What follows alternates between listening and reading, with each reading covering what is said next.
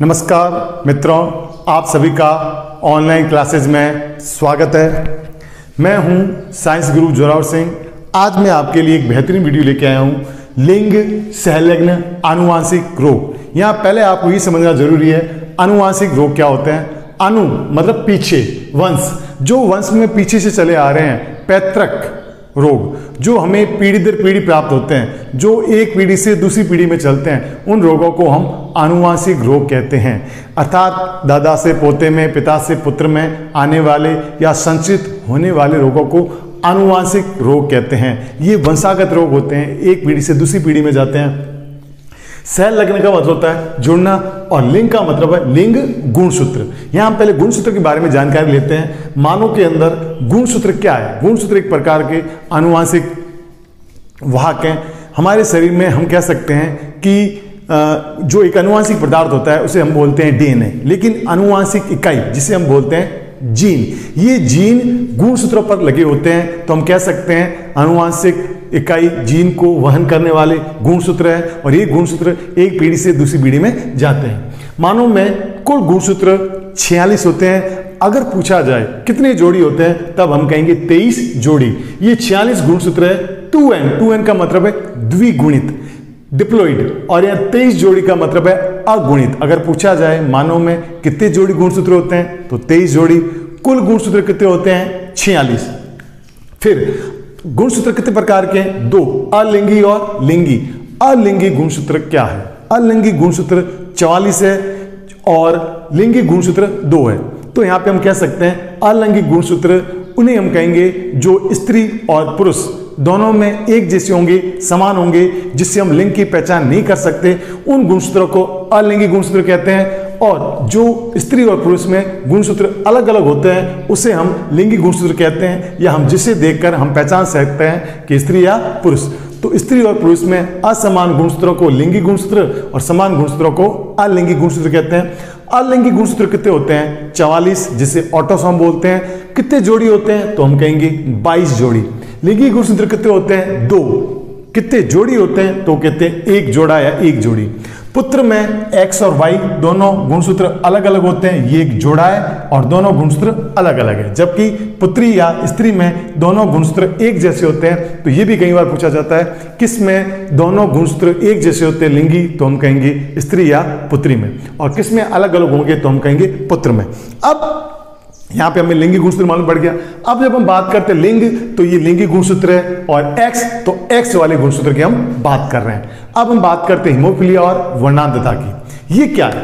Haemophilia और वर्णांतता एक प्रकार के आनुवांशिक रोग है। दोनों रोगों की वंशागति एक ही तरह से होती है, एक ही जैसे चलते हैं, सिर्फ इनके लक्षण अलग है। वो लक्षण क्या है? इस रोग में रुधिर का थक्का नहीं जमता। हिमोफीलिया रोग में, ये रोग इंग्लैंड की महारानी विक्टोरिया में सबसे पहले देखा गया था, इसलिए इसे शाही रोग भी कहते हैं। इस रोग में रुधिर का थक्का नहीं जमता। जबकि वर्णांधता, वर्ण मतलब रंग, अंधता मतलब पहचाने में असमर्थता, कलर ब्लाइंडनेस, लाल और हरे रंग में विभेद नहीं कर पाता। इस रोग में लाल और हरे रंग में विभेद नहीं होता, और इस रोग में रुधिर का थक्का नहीं जमता। जो हमारा साइंटिस्ट परमाणु वैज्ञानिक डाल्टन, वो वर्णांध था। RGB, ये R बोले तो रेड, G बोले तो ग्रीन, B बोले तो ब्लू, ये प्राथमिक रंग है। हमारी पिक्चर ट्यूब में ये तीनों प्राथमिक रंग होते हैं, और शुरू वाले 2 ले लो, R और G, तो उसको हम बोलेंगे लाल और हरा। इस तो हम कह सकते हैं R बोले तो रेड और G बोले तो ग्रीन, लाल और हरे रंग में विभेद नहीं कर पाते। और इस रोग से पीड़ित व्यक्तियों को कभी भी रेलवे में नौकरी नहीं देते, क्योंकि उनको लाल सिग्नल ग्रीन नजर आएगा और हरा सिग्नल रेड नजर आएगा, और ट्रेन दौड़ती रहेगी, ट्रेन कभी रुकेगी नहीं, दुर्घटना की संभावनाएं बढ़ जाएगी। तो अक्सर रेलवे में, आर्मी में, एयरफोर्स में वर्णांधता या कलर ब्लाइंडनेस का जांच या टेस्टिंग की जाती है। अब इन रोगों की हमने सिम्टम्स पढ़ लिए, अब ये रोग कैसे चलते हैं उसके बारे में देखते हैं। इस रोग के जीन कैसे होते हैं? अप्रभावी। इस रोग के जीन होते हैं अप्रभावी। अप्रभावी का मतलब क्या है? ये ऐसे जीन होते हैं जो प्रकट नहीं हो पाते। अप्रभावी जीन वो होते हैं जो जैसे मेंडल ने जो पहले प्रयोग किया था, उसमें लंबे पौधे प्रकट हो गए थे प्रभावी, और बोने नहीं प्रकट हुए थे अप्रभावी। उस प्रकार मनुष्य में भी घुंघराले बाल प्रभावी है, और सीधे बाल क्या है? अप्रभावी। ठीक। पुत्र में रोग प्रकट पुत्र में तो रोग प्रकट होता है लेकिन पुत्री में नहीं। पुत्र में ये अक्सर रोग प्रकट होता है, पुत्री में नहीं होती। पुत्री इसकी रोग वाहक होती है। और इसकी वंशागति कैसी होती है? टेढ़ी मेढ़ी। टेढ़ी मेढ़ी की मतलब ये नाना से दोहिते में आता है रोग, कभी भी दादा से पोते में नहीं आता। इस वंशागति को बोलते हैं टेढ़ी मेढ़ी वंशागति। ये नाना से दोहिते में या नाना से नाती में आता है, कभी भी दादा से पोते में नहीं आता। कैसे, उसकी बाद में बात करेंगे। अब पहले हम यहां देखते हैं, ये आपको मालूम होना चाहिए एक्स और वाई वाला पुत्र होता है और एक्स और वाई वाले पुत्र पुत्र, एक्स एक्स पुत्री, एक्स एक्स पुत्री, एक्स एक्स पुत्री। यहां मैंने ये गोल गोला कर रखा है, इसका मतलब इसके जो जीन होते हैं वो हमेशा एक्स गुणसूत्र पर ही पाए जाते हैं। किस पे पाए जाते हैं? एक्स गुणसूत्र में। इसमें मैं आपको एक चीज पहले बता दूं, थोड़ा सा और आपको डिटेल में चीज बताना चाहता हूं। इसके अंदर आपको ये ध्यान रखना है कि जो इस रोग के जीन होते हैं वो एक्स गुणसूत्र पर ही पाए जाते हैं। उसको कैसे हम देखते हैं, ध्यान से देखो उधर। हाँ, यहां हम अब ये देखेंगे कि अप्रभावित जीन के कारण कैसे पुत्र सामान्य रह रहा है और पुत्र रोगी बन रहा है और लड़की रोगवाहक। इसके लिए हमें पहले यहां देखना पड़ेगा। मान लो पुत्री, पुत्री के अंदर कितने गुणसूत्र है? 2। यहां जो मैंने एक एक्स पर गोला कर रखा है, इसका मतलब इस एक्स गुणसूत्र पर ये रेड वाले अप्रभावी हीमोफीलिया के जीन है, अप्रभावी जीन है। इसी तरह से मैंने इस पुत्र में भी एक्स पर ये रेड या लाल कलर का गोला बना रखा है, इसका मतलब इसी गुणसूत्र पर ये जीन है। अब हम यहां देखते हैं, ये दोनों एक्स गुणसूत्र हूबहू एक जितने होते हैं, एक प्रकार के होते हैं। और यहां पे एक्स गुणसूत्र आपको बड़ा दिख रहा है, वाई कैसा दिख रहा है? छोटा। वाई गुणसूत्र घुंडीनुमा छोटा होता है, इसका मतलब वाई गुणसूत्र छोटा है तो उस पे जीन भी क्या होंगे? कम। और एक्स गुणसूत्र बड़ा है, उस पे जीन भी क्या होंगे? ज्यादा। अब गौर करने वाली बात है, इस एक्स पर अप्रभावित जीन है और हमेशा आपको ध्यान रखना है अप्रभावित जीन तभी प्रकट होंगे जब वो जोड़े में होंगे, दोनों पे अप्रभावित जीन होंगे। जैसे बोना पौधा कब बनता है? जब दोनों स्मॉल टी होते हैं। बोना पौधा कब बनता है? जब दोनों स्मॉल टी होते हैं। अगर एक स्मॉल टी है तो बोना पौधा नहीं बनता। अब आपको यहां ये ध्यान रखना है कि ये दोनों जीन अप्रभावी है और ये जोड़े में क्या है? जोड़े में। जब दोनों अप्रभावी जीन जोड़े में होंगे तो लड़की में प्रकट हो जाएगा और लड़की कैसी बन जाएगी? रोगी। लेकिन यहां देखो, एक पर ही अप्रभावी जीन है, दूसरे पर नहीं है, तो ये दूसरे में ये प्रभावी जीन है, इस अप्रभावी को ढक देते हैं, प्रकट नहीं होने देते। जैसे ये लंबा प्रभावी है, बोने को प्रकट नहीं होने दे रहा, वैसे ये प्रभावी जीन इस अप्रभावी को प्रकट नहीं होने दे रहे हैं। तो ये प्रभावी जीन इसको ढक देते हैं। जैसे ये लंबेपन का गुण बोनेपन को ढक देता है, उस प्रकार ये इसको ढक देगा तो इस पुत्री में लक्षण प्रकट नहीं होंगे। अब इस पुत्र की बात करते हैं। इस पुत्र के अंदर ये अप्रभावी जीन आपको दिखाई दे रहे हैं, लेकिन यहां पे दूसरा वाला गुणसूत्र जिसपे जीन थोड़े से ही है, कम ही जीन है, ये जीन इसको ढक नहीं पाएंगे, इसलिए पुत्र में रोग प्रकट हो जाएगा। पुत्र में रोग प्रकट हो जाएगा, पुत्र रोगी होगा, क्योंकि एक्स गुणसूत्र यहां पे वाई गुणसूत्र छोटा है, इस पे जीन कम है, ये जीन इसको ढक नहीं पाएंगे तो पुत्र में रोग प्रकट हो जाएगा।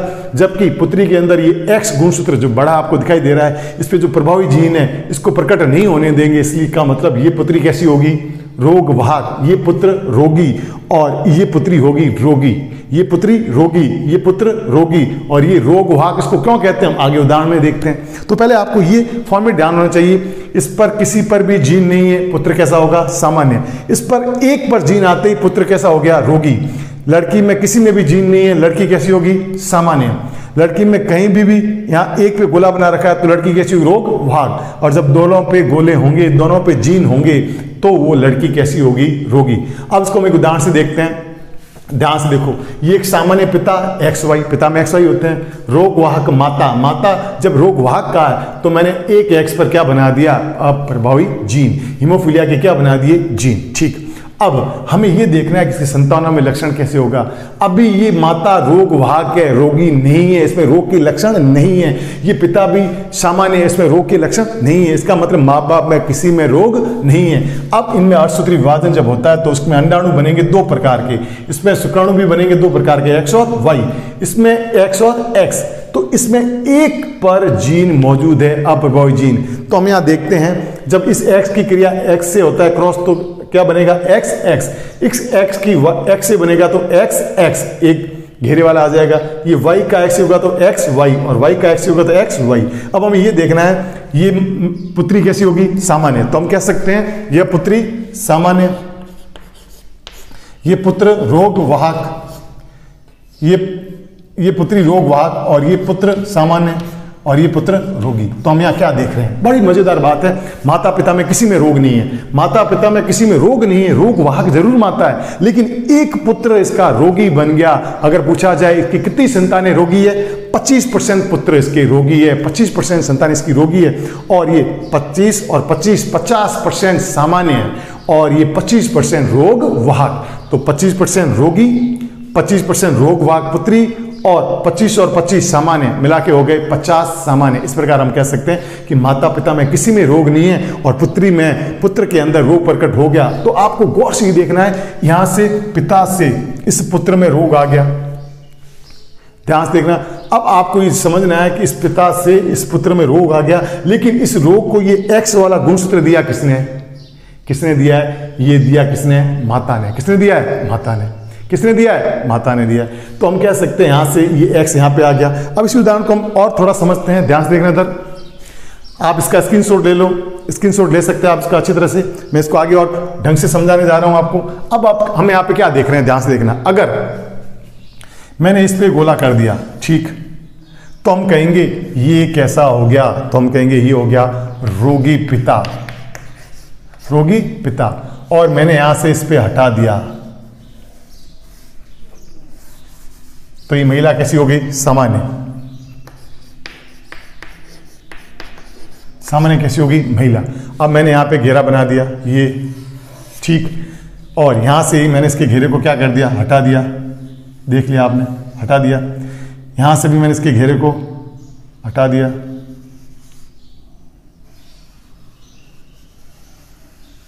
अब देखना गौर से, इसको बड़ी अच्छी तरह से समझना।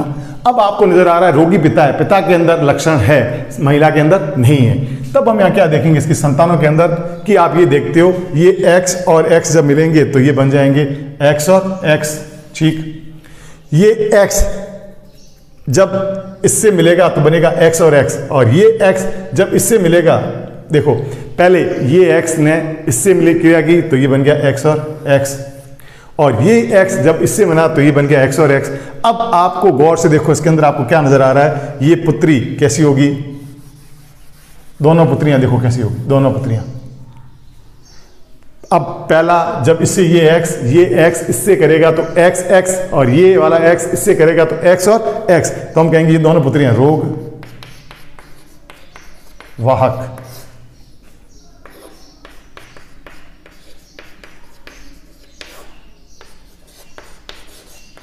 अब गौर से इसमें देखो, माता पिता में पिता रोगी है लेकिन कोई भी संतान रोगी नहीं है, कोई भी संतान रोगी नहीं है, कोई भी संतान रोगी नहीं है। इसका मतलब ये कहीं भी जरूरी नहीं है कि माँ बाप में रोग हो और बच्चे में रोग प्रकट हो, ये कहीं जरूरी नहीं है।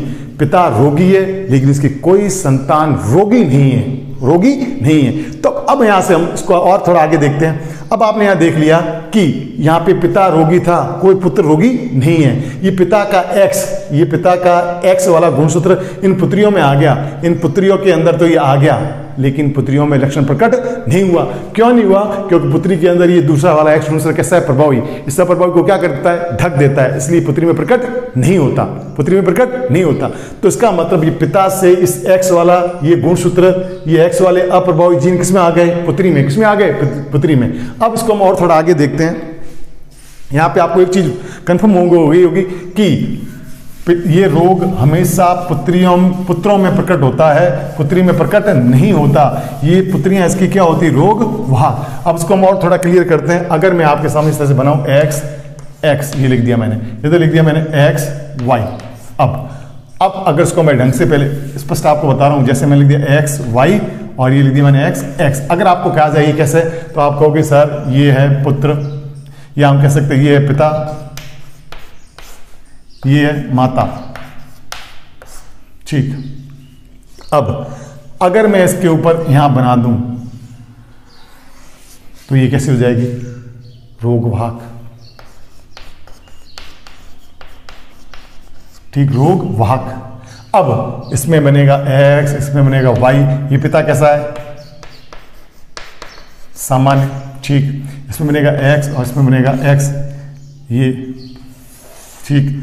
अब इसकी हम आगे क्रिया आगे इनमें क्रॉस करवाएंगे तो आपको ध्यान रहेगा कि x की x से करी, ठीक, ये पहला तो आपके सामने बनेगा एक्स एक्स, ये बन जाएगा। ठीक, ये क्या बन गई? पुत्री। कैसी हो गई? रोगवाहक। ठीक, फिर हम आगे कराएंगे इसकी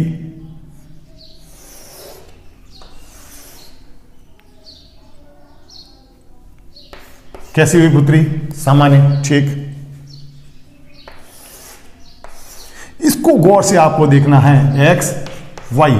अब यहां पे वो आपको जीन नजर आ रहे हैं, यहां जीन कर दिए। ये कैसा हुआ? रोगी पुत्र, रोगी पुत्र। इसको फिर आगे मैंने ऐसे किया एक्स वाई, ये हो गया सामान्य पुत्र। तो हम कह सकते हैं ये दो पुत्रियां, ये पुत्री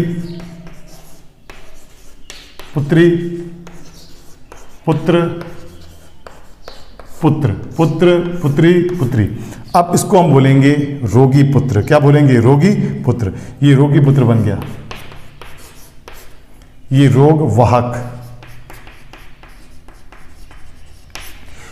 माँ बाप में किसी में रोग नहीं है, माँ बाप में किसी में रोग नहीं है, रोग वाहक जरूर रोग नहीं है, लेकिन ये बच्चा, ये पुत्र कैसा बन गया? रोगी। अब आप गौर से देखना, इस पुत्र को ये एक्स वाला दिया किसने है? मां ने। किसने दिया है? मां ने। इस पुत्र को ये एक्स वाले अप्रभावी जीन वाला किसने दिया है? मां ने। और अगर मानते हैं मां यही है, यही मां है, तो इस मां को ये एक्स दिया किसने था? पिता ने। तो पिता से आया मां में और मां से आया बेटे में, पिता से आया बेटी में और बेटी से आया बेटे में। तो हम कह सकते हैं इसका इससे रिलेशन हो गया नाती और नाना का, नाती और नाना का, या हम कह सकते हैं दोहित्र और नाना का। अब आप इसको समझ सकते हो कि ये महिला, ये माता इस एक्स को यहां से लेके आई, तो इस एक्स को लेके कौन आई? ये लड़की लेके आई। इस एक्स वाले गुणसूत्रों को लेके कौन आई? लड़की। और इस लड़की या महिला ने पुत्र को दे दिया, इसलिए हम इसको बोलते हैं रोग वाहक। क्या बोलते हैं? रोग वाहक। ये चीज समझनी बहुत जरूरी है। हम इसको रोग वाहक क्यों कहा? क्योंकि ये एक्स वाला गुणसूत्र, अप्रभावी जीन या हीमोफिलिक वाला गुणसूत्र, हीमोफिलिक वाला गुणसूत्र, ये यहां किससे आया है? पिता से। पिता से पुत्री में और पुत्री से पुत्र में, पिता से पुत्री और पुत्री से पुत्र, अर्थात नाना से दोहिते में। तो इसकी वंशागति कैसी हो गई? टेढ़ी मेढ़ी। वंशागति किसी हो गई? टेढ़ी मेढ़ी। तो आपको क्लियर हो गया इसकी वंशागति हमेशा टेढ़ी मेढ़ी होती है, नाना से दोहिते में, कभी दादा से पोते में नहीं होती। और अक्सर आपने देखा भी होगा जैसे गंजापन है, तो ये गंजापन लक्षण अक्सर लड़कों में देखने को मिलता है आपको, उजड़े चमन या गंजे। कभी भी आपको लड़की गंजी या उजड़े चमन वाली लड़की देखने को नहीं मिलती। तो ये रोग लड़कों में ही प्रकट होता है, लड़कियों में नहीं होता। लड़की इसकी क्या होती? रोग वाहक। इस लड़की, ये लड़की यहां से अपने पिता से एक्स को लेके आई और इस एक्स वाले को दे दिया अपने पुत्र को। तो हम कह सकते हैं इस एक्स वाले हीमोफिलिया वाले गुणसूत्र को कौन ले आई? पुत्री। और पुत्री ने दे दिया अपने पुत्र को। तो हम उसको कह सकते हैं टेढ़ी मेढ़ी वंशागति, टेढ़ी मेढ़ी वंशागति। एक उदाहरण और अगर मैं आपको दूं कि अगर हम कहें इन दोनों की, अगर हम बात करें शादी की, तो अगर आप गौर से देखना, ये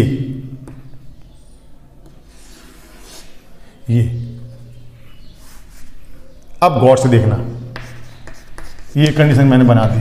अगर हम इन दोनों की शादी की बात करें, इन दोनों की शादी की बात करें, सोचें, ऐसा होता नहीं है। अगर हम सोचें बहुत ही नजदीकी संबंध अगर बनाएं, आपने देखा होगा कई बार ये हमारे नजदीकी संबंध हमने देखा होगा मॉडर्न या मुसलमानों के अंदर ही होते हैं, लेकिन हमारी हिंदू परंपरा में आज भी शादी करते समय या सगाई करते समय नाना और दादा के गोत्र को देखा जाता है। ये बहुत ही कारगर है क्योंकि इसमें जीनों का मिश्रण नहीं हो पाता, जीन मिल नहीं पाते, अप्रभावी जीन नहीं मिल पाते। जब अप्रभावी जीन आपस में नहीं मिलेंगे तो ये प्रकट भी नहीं होंगे। लेकिन मैंने यहाँ पे आपको उदाहरण दिया, मान लो ये ऐसा हो जाए, तो ये आपके सामने कंडीशन है रोग वाहक पुत्री और ये रोग ही पुत्र, रोगी पुत्र। अगर इनकी इस तरह से कंडीशन का है तो आपको मालूम पड़ेगा ये एक्स पे यहाँ आ गया। ठीक, अब आपको नजर आएगा कि इस एक्स का इस एक्स से कराएंगे तो ये लड़की ऐसे बन जाएगी, इस एक्स की फिर इस वाई की एक्स, ये वाई की एक्स होगी तो ऐसे बन जाएगा।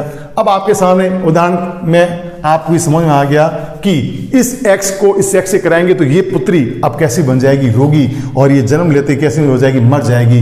रोगी पुत्री, रोगी पुत्री, और ये पुत्र कैसा हो जाएगा? रोगी।